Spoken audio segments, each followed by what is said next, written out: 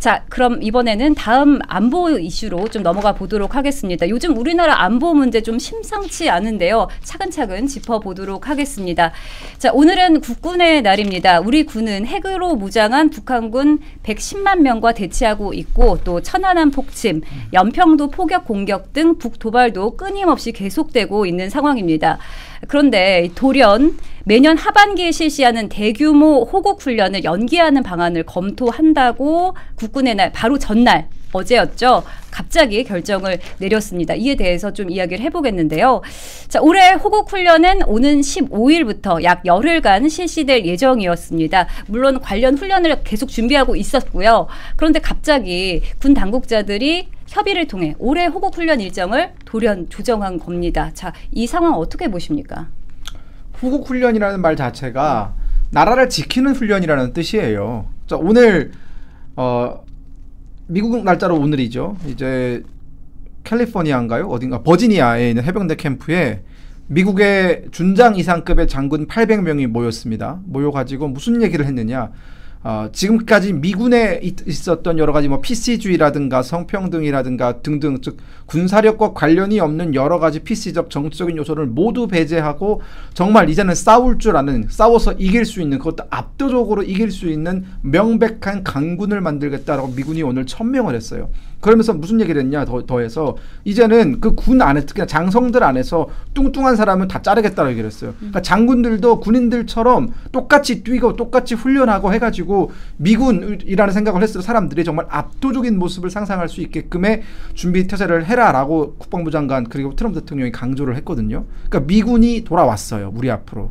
정말 강력했던 미군이. 우린 이걸 보면서 사실상 대한민국 국군이 나아갈 길을 찾아야 되는 것이거든요. 강한 군대란 이런 겁니다. 근데 지금 이재명 정부가 하려는 건, 제가 그 얼마 전에 페이스북에도 글을 썼지만 정동영 통일부 장관이 북한과의 대화를 해야 되기 때문에 이 북한과의 어떤 긴장 완화를 위해서 실탄 훈련을 하지 말자라고 얘기를 했어요. 물론 접경 지역에서 실탄을 하지 말자라고 얘기했지만 우리 국민들 다 아시겠지만 우리나라 병력의 약 70%가 접경 지역에 있습니다. 그러면 우리나라 군 병력의 70%가 다 실탄 훈련을 하지 말아야 되는 거예요. 군에 가서 총 한 방 쏘지 않는 훈련을 할 거면 도대체 우린 군을 왜 갑니까? 군대는 왜 있는 것이고 총 쏘는 훈련, 실전 훈련을 하지 않을 거면 이 나라의 안보는 도대체 누가 지키는 거예요? 이재명 대통령이 그랬잖아요. 그 훈련 같은 거 백날 해봤자 필요 없다. 5명 몇 명에서 첨단 기술로 무장한 사람들이 몇십만 명을 막아낼 수 있다. 이런 이상한 헛소리를 하는데 우크라이나 러시아 전쟁을 보십시오. 우크라이나 러시아 전쟁, 러시아가 그렇게 기술적으로 발달하고 뭐 여러 가지 현대 무기, 첨단 무기를 가지고 있어도 걔네 지금 참호전하고 있어요. 1차 대전처럼 참호 하나하나 뒤지면서 백병전하고 있다고요. 그만큼 병사 1인 1인의 전투력이 너무나 중요한 시대고 여기에 드론이라든가 각종 첨단 무기들이 복합되어서 지금의 전장은 굉장히 복합적인 양상으로 지금 전개가 되고 있고, 특히나 북한 같은 경우에는 이미 러시아 우크라이나 전쟁에 참전을 해가지고 가장 최근에 일어났던 그 현대전의 경험을 가지고 있잖아요. 그런데 우리는, 그러니까 우리의 적은 전쟁에 참여하면서 현대전의 경험을 가지고 있고 든든한 우방국까지 얻으면서 군사력이 날로 강성해지는데 우리는 북한이 싫어하니까 실탄 훈련도 해서는 안 된다. 호국 훈련도 뒤로 미뤄야 된다. 나중에는 또 문재인 정부 때처럼 또 컴퓨터 앞에 앉아가지고 워게임만 할 것 같아요. 그러니까 이렇게 되면은 우리의 국방력은 정말 눈에 띄게 저하가 될 겁니다. 첨단 무기 아무리 많으면 뭐합니까? 그걸 우리가 다뤄본 경험이 없는데, 훈련을 안 하는데 우리가 총 지어준다고 어떻게 쏩니까? 그거를. 매우 심각한 안보를 해체하는 수준의 그런 행위인 것이고, 우리 국민들께서, 저는 뭐 앞에 우리가 얘기했던 경제 문제 다 좋아요. 뭐 다 이해할 수 있습니다. 안보만큼 우리가 정말 한 걸음 더 뒤로 물러설 수 없는데 이것에 대해서 국민들께서 정말 강하게 질타를 해주셨으면 좋겠다라는 생각이 좀 듭니다. 네, 지금 보좌관님께서 군사기를 진작하는 것이 굉장히 중요하다라고 말씀을 해주셨는데요. 사실 이번 훈련 연기를 발표한 게 바로 전날까지 우리 군들이 이제 호국 훈련을 한다고 대대적으로 준비를 하고 있었던 때였습니다. 실제로 군에서는요, 훈련 전 병력 전개를 위해서 미리 장갑차 등 궤도 장비 6대를 강원도 홍천으로 파견을 했었는데요. 자, 이런 갑작스런 연기 통보, 엄청난 비용과 함께 또 군 사기를 저하시키는 문제점이 있잖아요. 그렇습니다. 뭐 북한의 결국 이제 눈치를 본다 이렇게밖에 볼 수가 없겠죠. 북한의 눈치를 보는 아주 굴욕적인 안보 포기 행위다 이렇게 생각을 하고요. 이 국가의 방어 체제를 이렇게 스스로 무너뜨린 어떤 이적 행위다. 저는 이렇게 규정을 합니다. 사실 우리 보좌관님도 굉장히 이 문제에 대해서 열변을 좀 토하셨는데 그럴 수밖에 없어요. 저도 굉장히 지금 이 정권의 정동영 통일부 장관을 비롯한 여러 가지 인사들의 그 대북 인식을 경험하면서 굉장히 경험치 못했습니다. 최근에는 특히 뭐 물론 지금 이 호국 훈련에 대한 여러 문제, 국군의 날을 맞이해서 지금 우리가 모든 행사를 지금 축소하고 마치 장동혁 대표 오늘 그런 말씀하셨더라고요. 오늘이 마지막 국군의 날 행사일 수도 있겠다라는 생각이 들었다고 할 정도로 정말 이 부분에 대해서 도대체 무슨 생각을 가지고 있는지 모르겠는데 이 호국 훈련 연기하고 이런 것도 문제지만 얼마 전에 정동영 통일부 장관이 북한이 미국을 타격할 수 있는 몇 안 되는 타격 가능국이다 이런 발언을 했어요. 정말 제가 이 얘기를 듣고 정말 경악을 금치 못했는데요. 사실 정말 러시아, 중국도 이런 발언은 못할 겁니다. 어떻게 타격 가능국이라는 얘기를 합니까? 특히나 우리 한미동맹이 가장 안보의 주축인 우리 대한민국에서 어떻게 이런 타격 가능국이라는 얘기를 할 수 있을까? 정말 저는 너무나 놀랬고요. 그래서 지금 이제 여러 가지 어떤 대북 정책에 있어서 우리는 뭐 김대중 정권 시절에 어떤 햇볕 정책 이런 거 겪으면서 햇볕 정책을 하면서 북한의 핵 개발을 우리가 막았습니까? 아니요. 오히려 시간을 벌어주고 오히려 돈을 벌어줬다. 이런 비판에서 떠날 수 없지 않습니까? 그리고 김대중 대통령께서 뭐 북한이 핵을 만들면 내가 책임지겠다 했지만 지금 책임질 수 있는 상황도 아니고요. 그러니까 이 대북관과 이 대북 정책에 대해서는 너무나 우리가 일관성 있게 그리고 확연한 목표를 가지고 나아가야 되는 것이 분명한데 그 노선이 분명한데 너무나 이것이 심각하게 지금 흔들리고 있다라는 부분 굉장히 우려 깊게 지켜보고 있습니다. 그래서 저는 이 부분에 있어서 지금 호국 훈련이라고 하는 것은 특히나 북진을 주된 업무로 하는 그런 훈련 아니겠습니까? 근데 이 북진을 임무로 하는 이 최정예 공격 부대의 훈련까지 막는다는 것은 결국 우리가 백기를 들었다라고까지 정말 심각하게 인지하고 있습니다. 네. 또 아까 전에도 말씀해 주셨듯이 또 짚어봐야 될 게 불과 며칠 전에 정동영 통일부 장관의 발언 있었습니다. 군사 분계선 일대 사격 훈련과 실기동 훈련을 중지하는 것이 맞다라는 발언을 하고 며칠 만에 이렇게 훈련이 중지가 된 건데요. 이거 어떻게 보십니까? 지금 이재명 정부에서 외교 안보를 장악한 사람들, 흔히 이제 뭐 우리가 자주파가 있고 그리고 이제 뭐 동맹파가 있다는 얘기가 있잖아요. 근데 최근에 들어서 보면은 그러니까 아주 초반에는 이재명 정부 초반에는 그래도 미국과의 동맹을 좀 중시하고, 그러니까 그 여러 가지 관세 협상이라든가 이런 것들을 하기 위해서는 어쨌든 미국과 대화가 필요하다라고 주장을 하는 위성락 안보실장을 비롯한 그 동맹파들이 나름의 그 역할을 좀 했었던 것 같아요. 그러니까 이재명 정부가 지나치게 북한의 굴종적인 모습으로 가지 않도록 약간의 방패제 역할을 해주는 사람들이 용산에 있었다라고 보는데, 얼마 전에 정세균 전 통일부 장관, 노무현 정부 때 통일부 장관을 지냈던 정세균 통일부 정세균이 아니죠.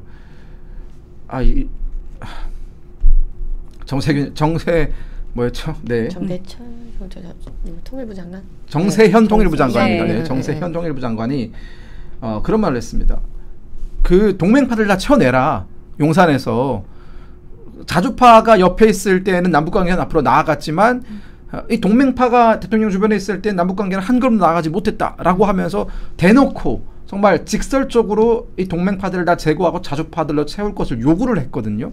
그러니까 이재명 정부한테 요구를 한 겁니다. 그러면서 그때부터 지금 흘러나오고 있는 걸 보면은 뭐 더민주혁신회의라든가 이런 사람들이 주한미 대사관 찾아가서 막 뭐 귀신 씨나라 까먹는 소리 하지 마라 이런 막말을 하고 있고, 한미 관세 협상 절대로 응할 수 없다 이런 강경 발언들을 그 이후로 쏟아내고 있어요. 그러니까 지금 현재 동맹파가 다 죽었고, 정치적으로 현재 지금 발언권이 없고, 이 소위 말하는 자주파라는 사람들이 지금 다 장악을 한 겁니다. 근데 이게 언론이 말이 좋아서 자주파, 이건 자주파가 아니고 그냥 종북 주사파입니다, 이 사람들은.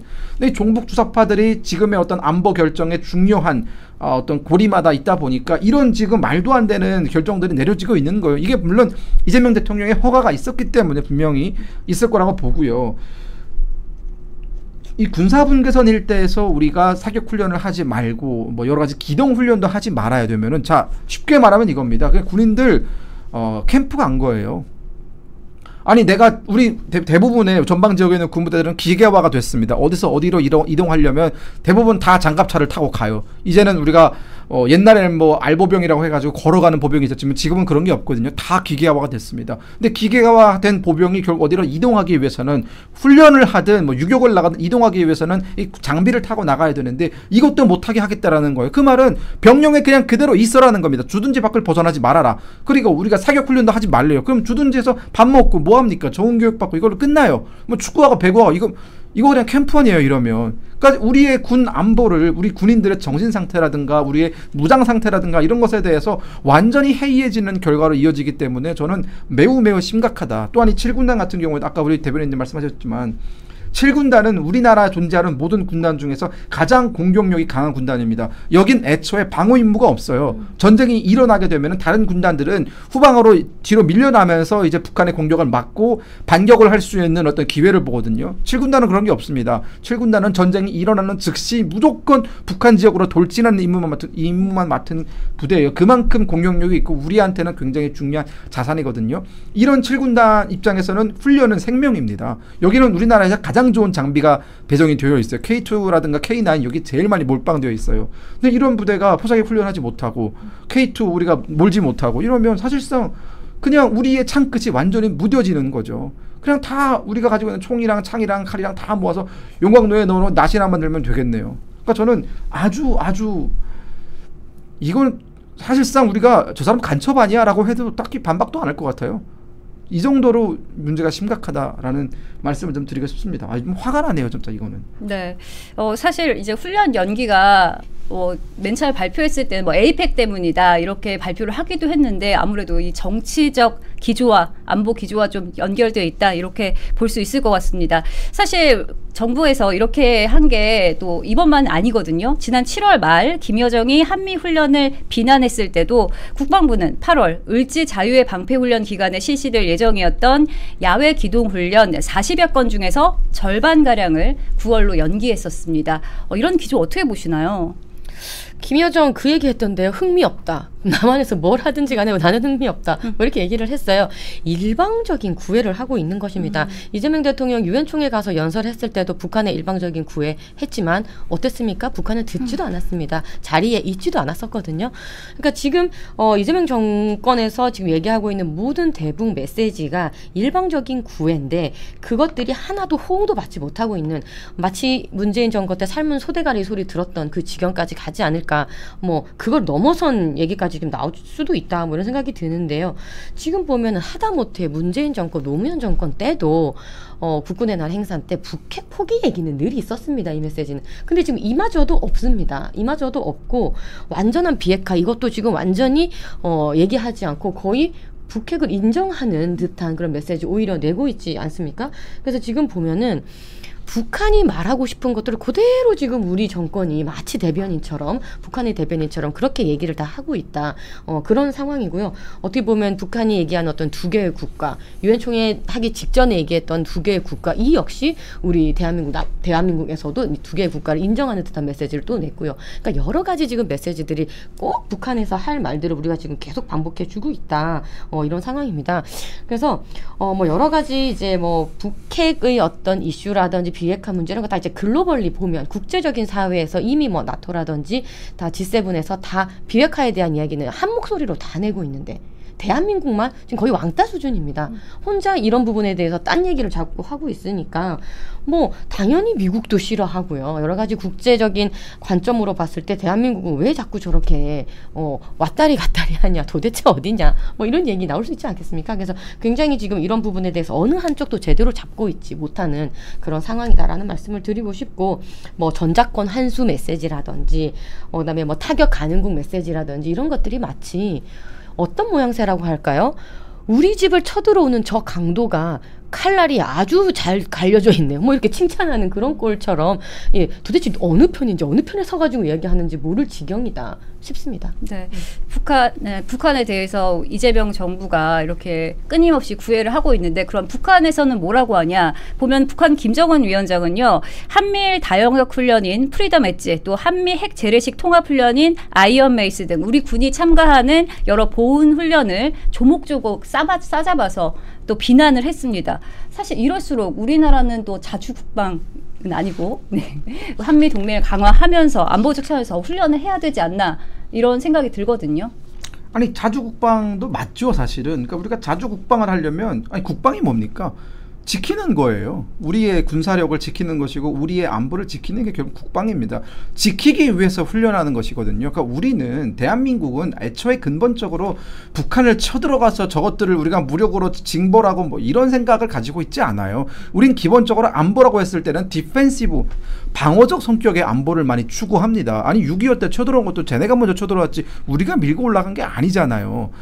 지금 특히나 우리나라 대한민국은 자유민주주의 국가고 이 자유민주 진영에 있고 유엔에서 책임 있는 어떤 세계를 리드해 나간 선진국이기 때문에 우리가 먼저 북한에 쳐들어간다는 생각은 사실은 아무리 호전적인 대통령이 우리나라에 나와도 하기가 쉽지 않고, 그리고 사실 뭐 아무리 국민적인 지지를 받는 그 누군가가 우리나라에 나온다 하더라도 결국은 이게 우리가 먼저 전쟁을 시작하는 건 상상하기가 어려운 그림 아닙니까? 저도 전쟁에 대해서는 반대하는 사람이에요. 그만큼.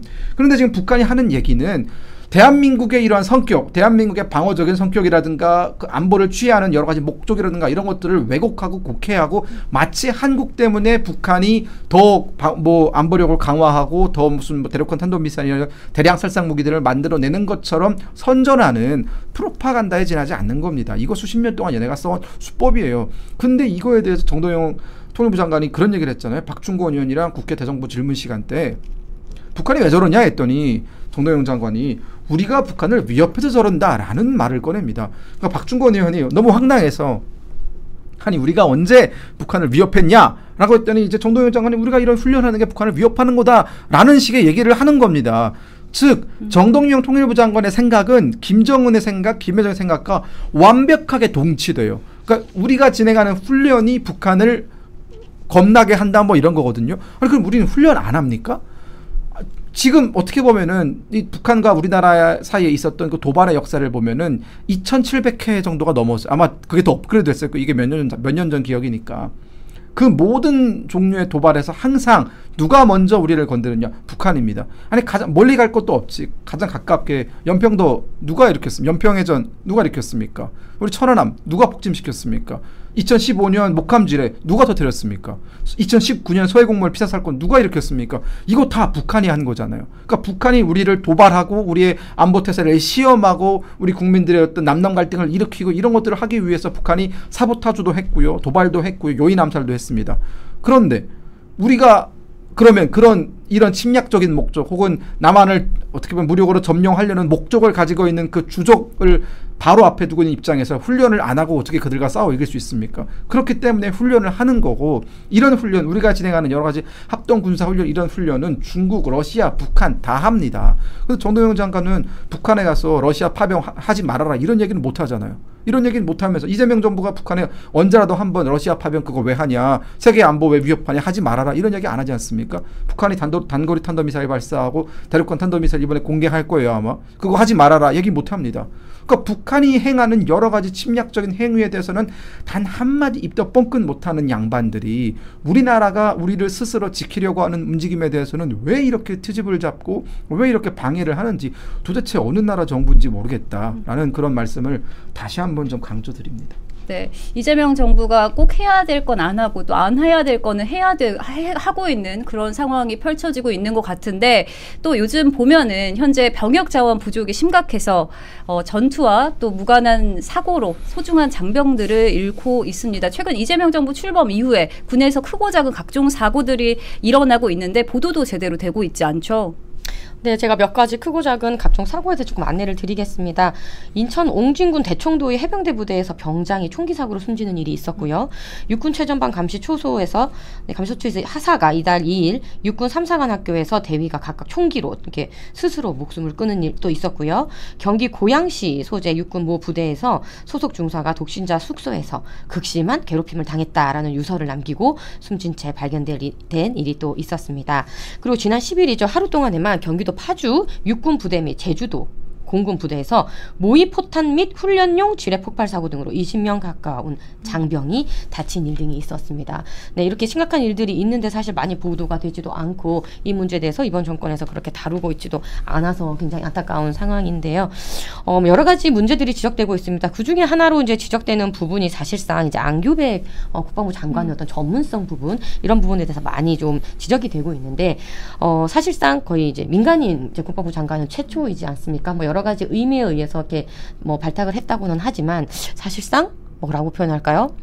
축구 감독인데 한 번도 경험이 없는 축구 감독이 구단주가 와서 갑자기 막 선수를 막 교체하고 막 전술을 막 이렇게 지시하고 굉장히 불안하지 않습니까? 불안하고 굉장히 이것을 계속 두고봐도 될 일인지 국민들께서는 굉장히 불안한 이제 시선으로 바라보실 텐데, 그런 부분에 있어서 우려가 있는 찰나에 또 이런 일들이 많이 벌어지니까 또 이거에 대한 이제 국민들의 우려가 많이 큰 상황인 것 같습니다. 그래서 좀 이 부분에 대해서는 이제 우리가 여러 가지 사건들이 있을 때 그런 법칙 혹시 들어보셨나요? 1대 29대 300 뭐 이런 법칙이라 그래가지고 큰 대형 사고가 한 건 나려면 29건의 그 같은 동기 유발의 어떤 사고들이 일어나고 300건의 그런 이제 징후들이 있다 뭐 이런 법칙인데, 그러니까 지금 이런 것들이 그런 징후들, 그런 이제 사고들이라는 겁니다. 큰 대형 사고 한 번 나기 전에 우리는 반드시 경각심을 가지고 조금 대책을 세워야 한다, 이렇게 생각이 듭니다. 네, 말씀하셨듯이 군 통제 경험이 전혀 없는 민간인에 가까운 사람이 국방부 장관이라고 하니까, 자, 만약에 실제 위기가 닥쳤을 때 정말 무섭거든요. 우리 한때 그 좌파 언론들에서 지금 미국의 그 전쟁부죠, 이제 국방부가 아니죠. 전쟁부 장관인 헤그세스가 처음에 취임을 했을 때 엄청 논려됐어요. 저 사람도 이제 장군 경험이 없다. 하지만 헤그세스는 파병 경험은 있거든요. 이라크에서 파병을 했던 경험이 있습니다. 그만큼 군사 실무에 능하고 실제 현장에서 일어나는 전투라든가 이런 것에 대해서 충분한 경험을 가지고 있는 사람이 국방부 장관이 됐고, 지금 전쟁부 장관으로서, 초대 전쟁부 장관으로서 미군을 통솔하고 있어요. 그분 보시면은요, 제가 그분을 좀 좋아해서 여러 가지 뭐 SNS도 팔로우하고 있는데, 매일같이 푸시업을 하고 매일같이 구보를 하고 함선이 올랐을 때는 웬만한 그 미군의 특수선 병사들과 똑같이 체력 훈련을 하고 합니다. 그만큼 본인을 꾸준하게 단련을 하고 있거든요. 우리 안규백 장관 같은 경우에, 우리 아까 손수호 대변인께서 축구 감독 얘기를 하셨으니까 이걸 조금 더 제가 축구를 좋아하는 팬으로서 정말 비유를 해드리면, 네. 방위병 출신이잖아요, 이분이. 그러니까 이게 방위병이 뭐냐? 우리가 축구 경기장에 축구 보러 가면은 그 티켓 검사하는 사람이 있어요, 앞에서. 그 역할을 방위병이 합니다, 보통. 행정 업무, 그 말단 행정 업무를 이제 방위병이 했었거든요. 그러니까 축구로 따지면 스타디움에서 관객들한테 티켓 이렇게 확인하던 이 일을 하던 사람이 축구 감독이 된 거예요. 물론 우린 자유시장 경제가 여러 가지 능력이 다 발현이 되는 나라기 때문에 뭐 그런 일을 하다가도 감독이 될 수도 있죠. 하지만 그러려면은 뭐 보여줘야 되거든요. 이 사람은 운이 안 좋아서 축구 선수를 못했고 감독을 못했지, 그 정도 예를 들어 뭐 전술이라든가 이런 능력은 있어. 그래서 그런 능력을 인정받으면 우리는 사실은 출신에 상관없이, 신분에 상관없이 씁니다. 근데 안규백 장관은 그런 능력을 보여준 바도 없어요. 이분은 우리나라 국방 예산이 얼마 되는지도 몰랐고 우리나라 무기 체계가 어떻게 돌아가는지 잘 몰랐던 사람이란 말이에요. 그런 사람이 갑자기 국회에서 국방위원장 몇 번 했다고 지금 국방부 장관이 된 겁니다. 그러니까 군 내부에서 어떤 사기라든가 이런 것들이 얼마나 저하가 되겠습니까? 그리고 나서 한 일이 윤석열 정부 때 있었던 대장들 싹 다 갈아치우는 일을 하지 않았습니까? 그러면서 지금 국방부 내에 줄 세우기를 하고 있어요. 아까 대표적으로 소개된 사건 사고가 지금 한 대여섯 개가 나왔는데 23건이 정도가 더 있어요. 이것보다 동일한 비슷한 사건들이 더 있고, 대구 수송봇에서 화장실 옆에서 육군 대위가 총기로 자살한 사건도 있었고요. 이 모의 수류탄 때문에 다친 사람들 되게 많았고, 지금 이 3개월도 안 된 시간 안에 이 각종 군에서의 사건 사고가 물밀듯이 쏟아져 나오고 있거든요. 그러니까 이재명 대통령이 안규백 장관은 지시를 내립니다. 이거 한번 전수조사를 해봐라. 좀 단도리 좀 해라. 그러니까 사고가 좀 발생하지 않게 좀 어떻게 해봐라 라고 얘기했는데, 그렇게 집중조사를 하기 시작하자 더 이런 게 많이 나오기 시작합니다. 그만큼 군 내부가 지금 와해되어 있다는 소리거든요. 여기에 안 그래도 군이 지금 이렇게 술렁술렁하는 판에 우리가 앞서 얘기했던 훈련도 하지 않고, 우린 행군도 하지 않고 병력 이동도 하지 않고 그냥 연병장에서 그냥 우리 축구만 하고 밥만 먹고 이것만 해라 라고 지금 요구하는 이 국방부 장관과 이 안보 라인의 사람들, 진짜 나중에 이 사람들 큰일 치르겠다라는 생각이 듭니다. 네, 사실 군 출신이 단 한 명도 없는 국가안전보장회의 NSC도 걱정이 되고요. 또 제일 걱정하는 거, 우리 국민들이 제일 걱정하는 건 바로 정동영 통일부 장관과 같이 이 김정은과의 만남에 집착하는, 아까 전에 말씀하셨듯이 자주파 인사들이 안보 정책을 지금 주도하는 걸로 보이거든요. 어떻게 평가하십니까?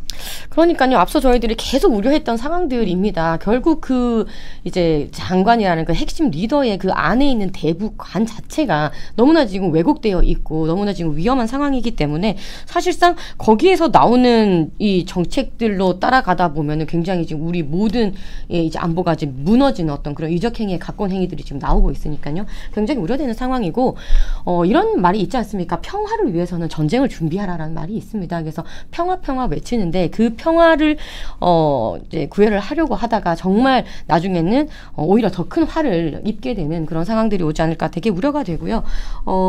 제가 봤을 때는 지금 중국 같은 경우도 만약에 이제 대만을 위협을 이제 하게 되면 오히려 그 이제 중국이 대만을 위협하면은 미국과 대만은 오히려 연합해가지고 그 억제력을 더 강화를 합니다. 그래서 더 평화와 더 그런 것들을 위해서라는 억제력을 더 강화하고 더 훈련을 강화하는 이런 식으로 가야 되는데 지금 대한민국의 어떤 대북관이나 이런 정책들은 지금 NSC에 군 출신이 단 한 명도 없는 상황, 그 다음에 민간인이 국방부 장관을 하고 있는 상황, 그리고 만약에 이 국방부 장관이 잘 모르는데 어떤 정치적인 상황에서 고집을 부린다거나 이런 상황이 되면은 이거를 어떻게 대비할 것인가 라는 이 걱정거리들이 정말 한두 가지가 아닌 상황이고요. 아까 이제 자주파 동맹파 그런 말씀도 하셨는데 이재명 대통령을 둘러싸고 있는 그 이제 대북 정책을 관장하는 인사들의 그 이제 핵심 이제 마인드가 굉장히 좀 바로잡아야 되는 그런 상황이다. 예, 이런 부분도 그냥 총체적 난맥 상황이다. 이 말밖에 할 수가 없네요. 네. 마지막으로 또 짚어봐야 될 게 오늘 10월 1일 국군의 날이죠. 행사가 진행이 됐는데 지난해 국군의 날 행사의 5분의 1 규모로 굉장히 축소돼서 진행이 됐고요. 또 이재명 대통령이 기념사에서 했던 말들도 지금 문제가 되고 있습니다. 어떻게 보셨습니까? 자, 일단 국군의 날에서 이재명 대통령은 단 한 번도 북한에 대한 언급이 없었어요. 다른 행사면 모르겠습니다만 국군의 날 같은 경우에는 우리가 1950년 10월 1일을 국군의 날로 지정한 이유가 있습니다. 우리가 북한으로부터 침공을 받은 게 1950년 6월 25일이에요. 그리고 우리가 10월 1일에 정말 역사적으로 북한의 어떤 그 공세를 물리치고 38선을 돌파하는 날이 바로 10월 1일입니다. 그래서 우리가 북한으로부터 침공을 막아냈고 북한을 통일하기 위해서 밀고 올라갔던 그 날짜를 국군의 날로 잡은 겁니다. 그때부터 이 국군의 날에는 북한이 우리의 주적이다라는 게 이미 명시가 되어 있는 개념인 거예요. 그러면 대통령, 그러니까 통수권자라면 이런 국군의 날만큼은 국군의 사기를 올려줄 수 있는, 당신들이 왜 무기를 잡고 싸우는지 그런 어떤 전투의식이라든가 혹은 안보에 대한 확고한 신념이라든가 이런 것들을 심어주는 게 필요하거든요. 그러니까 다른 행사에서 이재명 대통령이 북한을 워낙 좋아하니까 뭐 북한을 자극하지 않기 위해서 이리저리 회피하는 거 한 2만 번 양보해서 이해한다고 쳐요. 하지만 국군의 날은 좀 다르잖아요. 우리 국군 장병들의 명예와 자긍심이 걸려있는 일이고, 대한민국이라는 어떻게 보면 북한의 침공으로부터 살아남아서 결국 자유민주주의를 지켜낸 우리나라의 어떤 정통성과도 연관이 있는 것이 국군의 날이기 때문에 이날만큼은 적어도 이 북한의 안보 위협으로부터 우리가 스스로를 지켜야 된다. 아니 자주가 뭡니까? 스스로 지키겠다는 뜻 아니에요. 그러면 그런 정도 얘기는 할 수 있어야죠. 단 한마디도 북한의 비입자도 안 나왔어요. 오히려 했다는 얘기가 뭐 국민들한테 총구를 돌리지 말아라 뭐 이런 얘기하면서 또 다시 뭐 계엄 가지고 또 물고 늘어지는 이런 행태를 보이고 있거든요. 근데 오늘 동시에 미국에서 진행된 그 장성 800명이 버지니아에 있는 해병대 기지에 모여서 했던 행사는 정말 강하고 전통적이고 매우 압도적인 미군이 돌아오는 날이었어요. 그러니까 미국과 우리가 이렇게 대비되게 보여주는 겁니다. 우리가 국군의 날 행사에서 이렇게 무기력하게 북한의 눈치를 보면서 할 소리 못하고 5분의 1로 줄여서 했잖아요. 북한 10월 10일 이제 얼마 안 남았어요. 이제 한 열흘밖에 안 남지 않습니까? 여기서 아마 대규모의 어떤 열병식을 진행을 할 거예요. 그 열병식이 공개되는 대륙간 탄도미사일들, 각종 탱크들, 단거리 탄도미사일들, 드론들, 그거 다 누구를 겨냥하고 있는 겁니까? 그 뭐 중국 겨냥하고 있는 거예요? 아니 우리예요. 대한민국을 직접적으로 위협하고 언제든지 우리한테 날릴 수 있는 수단을 공개하면서 본인들의 어떤 그 국방력을 과시하는 자리란 말이에요. 우리가 북한처럼은 하지는 않아도 결코 우리도 그 어떤 북한의 어떤 침공 위협으로부터 우리 스스로를 지켜낼 수 있다라는 자신감 정도는 보여야죠. 근데 이게 뭡니까? 이걸 지켜보는 군인들을 얼마나 사기가 저하되겠습니까? 군인들의 가족들은 또 얼마나 의기소침하겠습니까? 이게 통수권자가 할 일입니까, 이게? 네. 북한을 주적이라고 부르지도 못하는데요. 뭘 기대할까 싶은 생각도 들고 사실상 맞습니다. 이제 자주국방이라는 것은 결국 준비된 자주국방이어야 되는 것이고 지금 이재명 대통령이 오늘 한 메시지 중에 결국은 전자권 환수 이 얘기가 결국은 이제 했었는데 이 전자권 환수라는 것도 결국은 국가나 한미 동맹 이후에 같이 이루어지는 시스템적인 그런 전자권 환수가 아니라 지금 그냥 선언적으로 정치적인 그런 프레이즈로 그냥 얘기하는 전자권 환수는 지금 아무 의미가 없는 것입니다. 그래서 오히려 이것은 그냥 이 북한에게 오히려 그 북한이 지금 하루하루 그 핵미사일을 고도하고 있는 상황에서 시간을 벌어다 주는 그런 꼴밖에 되지 않는다. 이렇게 첨언을 좀 하고 싶습니다.